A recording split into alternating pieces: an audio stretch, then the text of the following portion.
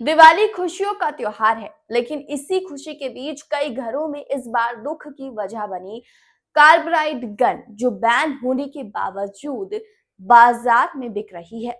बच्चों की जिज्ञासा और ज्यादा आवाज वाले पटाखों का शौक कई मासूमों की आंखों की रोशनी को प्रभावित कर गया। मध्य प्रदेश में अब तक लगभग 200 से 300 केस कार्बाइड गन से हुए हादसों के सामने आए हैं। सिर्फ इंदौर में ही ऐसे 50 से 100 मामले देखने को मिले हैं, जहां बच्चों को गंभीर नेत्र चोटें पहुंची हैं।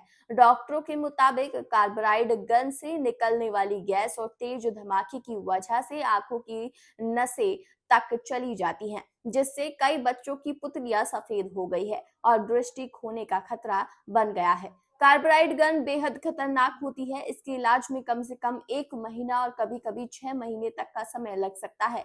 कई मामलों में बच्चों की आंखों का विजन स्थायी रूप से कम हो जाता है। इंदौर के एक निजी अस्पताल में मंदसौर से आए एक परिवार ने बताया कि उनका बच्चा दोस्तों के साथ कार्बाइड गन चलाने की कोशिश कर रहा था। ज्यादा आवाज निकालने के लिए बच्चों ने उसमें अधिक कार्बाइड डाल दिया, जिससे विस्फोट हो गया और बच्चे की आंख पूरी तरह से क्षतिग्रस्त हो गई। परिजन अब इंदौर में इलाज करा रहे हैं। फिलहाल बच्चे की हालत पहले से बेहतर बताई जा रही है। डॉक्टरों का साफ कहना है कि लोग कम पैसों और देसी जुगाड़ के लालच में इस तरह की गन बनाते हैं, लेकिन ये जुगाड़ कई घरों की जिंदगी अंधकार में बदल देती है। सरकार और प्रशासन को अब जरूरत है कि इस पर सख्त कार्रवाई की जाए, ताकि कोई और बच्चा अपनी रोशनी ना खोए। मैडम, ये दिवाली के एक दिन पहले की बात है कि मेरा लड़का जो भी इसके फ्रेंड के साथ वो जो कार्बन वाली जो गन चल रही है अभी प्लास्टिक में, इन इन बच्चों को तो उस चीज़ के बारे में नॉलेज है नहीं। उनके भी घर पे शायद उस चीज़ का नॉलेज है नहीं, क्योंकि वो तो एक फटाका समझ के ही लेके आए हैं उसको। लेकिन उसका परिणाम अभी मेरे गुड्डू पे देख देख सकते हो आप कि इसकी आँख बिल्कुल ब्लर हो गई है। मतलब अगर मैं जल्द से जल्द ट्रीटमेंट नहीं करा था तो उसका भविष्य में मतलब ये अंधा हो सकता था, ब्लाइंड हो सकता था। लेकिन अब अभी क्या है कि वहाँ पर मैंने डॉक्टर को बताया तो उन्होंने बोला कि जल्द से जल्द आप यहाँ से कहीं दूसरी जगह, अच्छी जगह ले जाइए। कहाँ के रहने वाले हो? मैं मंदसौर से रहने वाला हूँ, एमपी में। फिर वहाँ से 3 डॉक्टर को दिखाया, उन्होंने भी ये बोला कि आप इमीडिएटली वहीं पे लेके जाइए बाहर, यहाँ से यहाँ नहीं हो पाएगा। दीपावली जो कि खुशियों का त्योहार है, जहाँ पर सभी लोग एक दूसरे को मिठाइयाँ बांटते हैं, आतिशबाजी करते हैं, पूजा पाठ करते हैं। लेकिन जब आतिशबाजी करते हैं तो उस दौरान कई फटाके भी फोड़ते हैं और खुशियों के बीच में सावधानी भूल जाते हैं।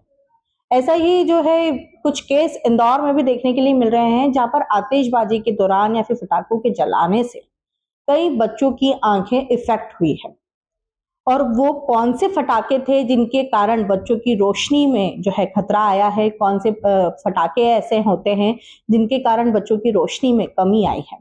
हमारे साथ वरिष्ठ नेत्र विशेषज्ञ ओपी अग्रवाल जी हैं, उनसे हम जानेंगे कि अभी जो वर्तमान में दिवाली से अभी तक के जो है कितने केसेस ऐसे देखने के लिए मिले हैं, बच्चों को क्या क्या परेशानी हो रही है। सर, दीपावली के दौरान जब लोग थोड़ा सा एक्साइटेड हो जाते हैं और भूल जाते हैं कि कौन से फटाके चलाने चाहिए, कैसे सावधानी रखना चाहिए, और इस बीच में कहीं ना कहीं आंखों को सबसे ज्यादा इफेक्ट इस बार देखने के लिए मिला है। पिछले 34 वर्षों से मैं प्रैक्टिस कर रहा हूँ और ऐसा एक भी साल नहीं गया है जब दीपावली पे ऐसे मरीज नहीं आए हों जिन्हें कि बहुत गंभीर चोट लगी हो और उन्हें दिखना बंद हुआ हो। तो बहुत सारे मरीज हम इतने सालों में देख चुके हैं, बट पिछले 3-4 सालों से हमने ये देखा है कि शहरों में तो थोड़ा सा इंजरी कम हुई है, लेकिन गांव के आसपास जो पेरिफेरल एरियाज है उसमें इंजरी ज़्यादा आ रही है। और अभी जो एक नया प्रॉब्लम आया है जो पिछले 3 सालों से मैं देख रहा हूँ, दैट इज़ कार्बाइड गन।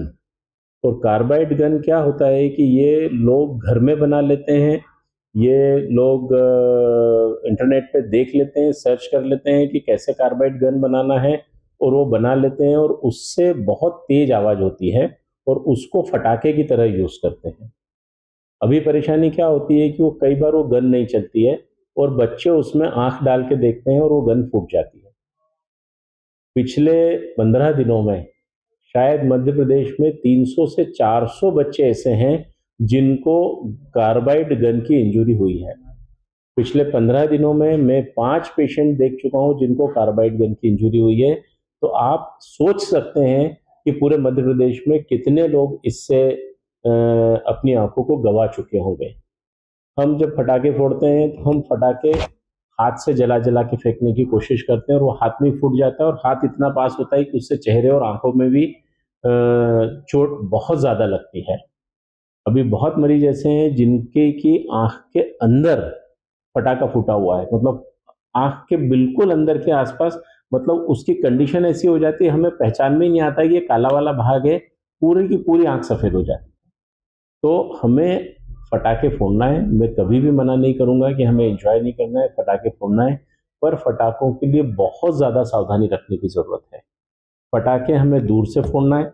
फटाके फोड़ने के पहले हमें एक पानी की बाल्टी भर के रखना है कि यदि फुलझड़ी फोड़ रहे हैं तो हम उसमें डाल दें जिससे कि पैर न जलें। हमें अनार जलाना है तो दूर हाथ रख के जलाएं, हम अनार के ऊपर झुक कर नहीं जलाएं।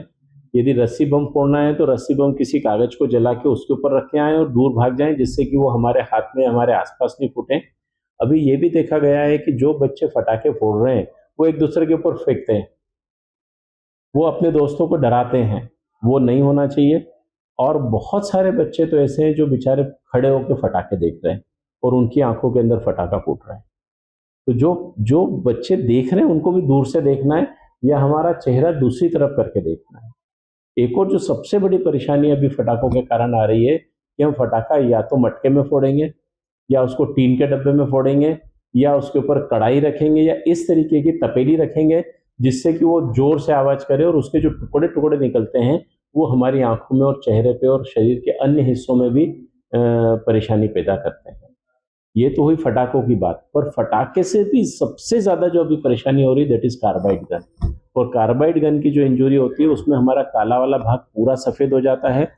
उसमें हमें उसी समय जितने भी कार्बाइड के पाउडर हैं वो आंख में इस तरीके से घुस जाते हैं जैसे हम, जिसको हम बोलते हैं ना सीमेंट कंक्रीट करना, कि किसी चीज को कंक्रीट से जोड़ना।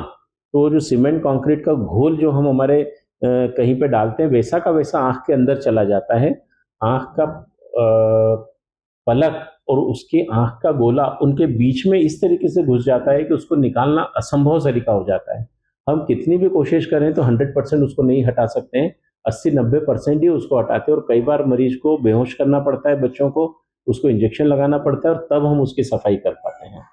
तो अभी जो प्रशासन से भी मेरी रिक्वेस्ट है कि इसमें जो भी लोग इसको बेच रहे हैं उसको प्रतिबंधित करना चाहिए क्योंकि ये लीगल नहीं है और चूंकि उससे हमारा यूथ बहुत ज़्यादा परेशान हो रहा है, बहुत सारी हमारी आंखें उससे खराब हो रही है, इसलिए उसको बैन करना चाहिए।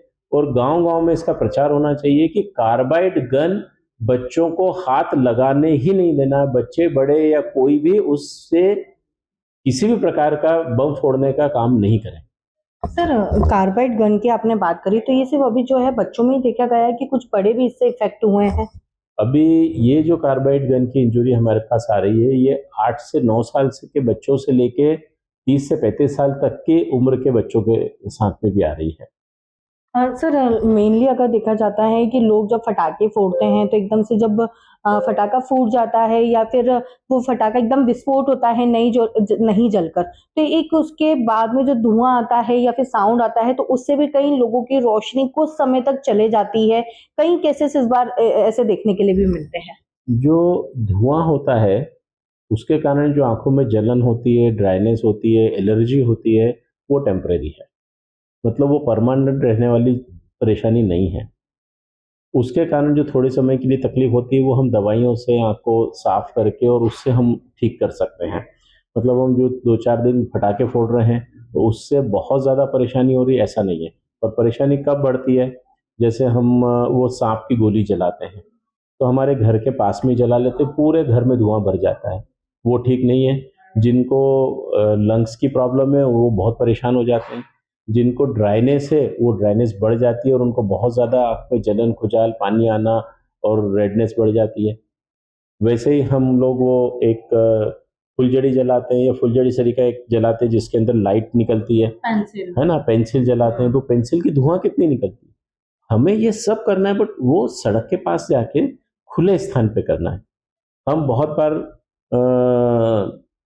सड़क के ऊपर फटाके फोड़ते हैं, कोई 2 व्हीलर वाला आ रहा है, कोई 4 व्हीलर वाला है, हम देखते ही नहीं है कि वो आ रहा है, हम जला के और जोर से भागते हैं। कब आप 2 व्हीलर से टकरा जाओगे, आप 4 व्हीलर से टकरा जाओगे, आप दीवार से टकरा जाओगे, आप देखते ही नहीं। उन चीज़ों का ध्यान रखना है। हमारे बच्चे जो फटाके फोड़ते हैं तो हम थोड़ी देर देखते हैं, फिर उसके बाद हम बैठ जाते हैं चाय नाश्ता करने के लिए, और बच्चा क्या कर रहा है हमें मालूम ही नहीं रहता है। वो बच्चा चला जाएगा, फिर वो अपने हाथ से फटाके जला के फेंकने लगेगा। तो हमें बच्चों पे पूरी निगाह रखनी है। 5-6 साल का बच्चा उतना समझदार नहीं होता है, उसको पूरा ध्यान रखना है कि वो फटाके अकेले ना फोड़े।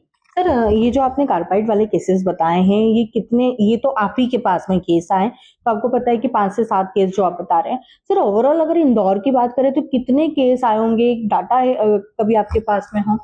ये डाटा कलेक्ट किया जा सकता है, सोसाइटी के लेवल पे हम कोशिश करते हैं कि वो डाटा कलेक्ट करें, पर यदि एक अस्पताल में 5 से 6 केसेस आए हैं तो आप ये मान के चलें कि करीब करीब 10 से 15 बड़े आई हॉस्पिटल हैं इंदौर में, तो आप उसको मल्टीप्लाई कर लें, उससे ज़्यादा भी हो सकते हैं, और किसी किसी के पास 1-1, 2-2 केस भी आए होंगे, और कुछ केसेस ऐसे होंगे जो एक बार एक जगह दिखाए, दूसरी जगह दिखाए, तीसरी जगह दिखाए, ऐसे भी आए होंगे।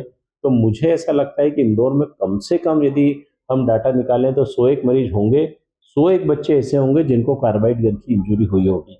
आज भोपाल में करीब करीब 125 पेशेंट ऐसे हैं जो उन्होंने सर्वे किया है जिनको कार्बाइड गन की इंजरी हुई है, और मध्य प्रदेश में ऐसा माना जा रहा है कि 300 से 400 बच्चे ऐसे हैं जिनको कार्बाइड गन की इंजरी हुई है। एग्जैक्ट डाटा अभी नहीं दे सकते, एग्जैक्ट डाटा अगले 10 से 15 दिनों में कलेक्ट किया जा सकता है और वो मिल जाएगा।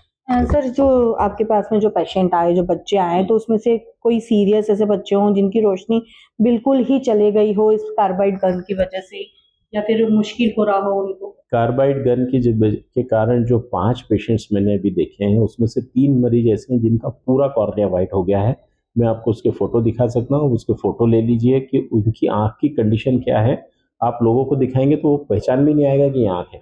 अब उनकी आंखों का क्या होगा सर आगे? अभी ट्रीटमेंट रहेगा उनका, अभी ट्रीटमेंट चल रहा है। 2 पेशेंट ऐसे हैं जिनको हमने एमनियोटिक मेम्ब्रेन ग्राफ्ट किया हुआ है, बाकी मरीज अभी कंजर्वेटिव ट्रीटमेंट पे हैं, और उसमें कुछ लोगों की विजन ऐसी हो जाती है कि वो चल फिर पाए, और बहुत बार ऐसा रहता है कि वो बहुत अच्छे से नहीं देख पाए।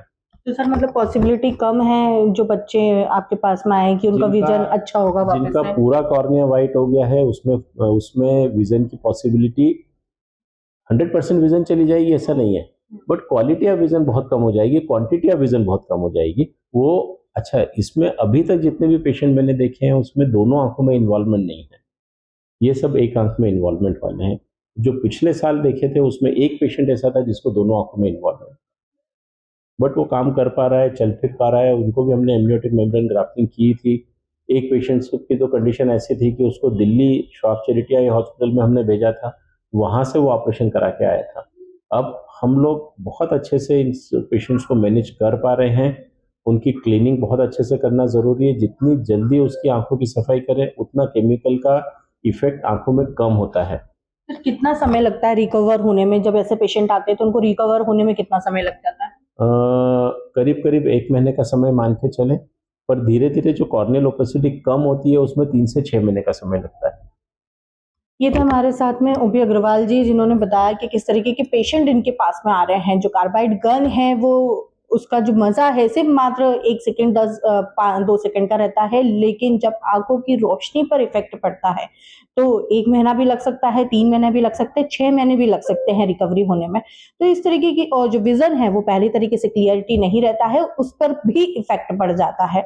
तो जो फटाके आप जला रहे हैं तो आप उस पर सावधानी रखिए कि किस तरीके के फटाके जलाना चाहिए, और जला भी रहे हैं तो उसमें भी आप देखकर जलाइए। साथ ही कार्बाइड गन के बारे में सर ने बताया कि वो पूरी तरीके से बैन है, और कुछ लोग जो है इसे अपने मतलब के लिए जो है बेच देते हैं कि घर में बना लेते हैं और उसको सेल कर देते हैं, और लोग भी शौक से खरीद लेते हैं। ये नहीं सोचते हैं कि आखिर इस गन का या फिर इस फटाके का हमारे जीवन के ऊपर क्या असर पड़ने वाला है। तो आप भी सतर्क रहे, खुशियां मनाइए, दिवाली मनाइए, आतिशबाजी कीजिए, लेकिन सतर्कता के साथ। कैमरा पर्सन धीरज के साथ खुशबू यादव, सूर्योदय टीवी, इंदौर।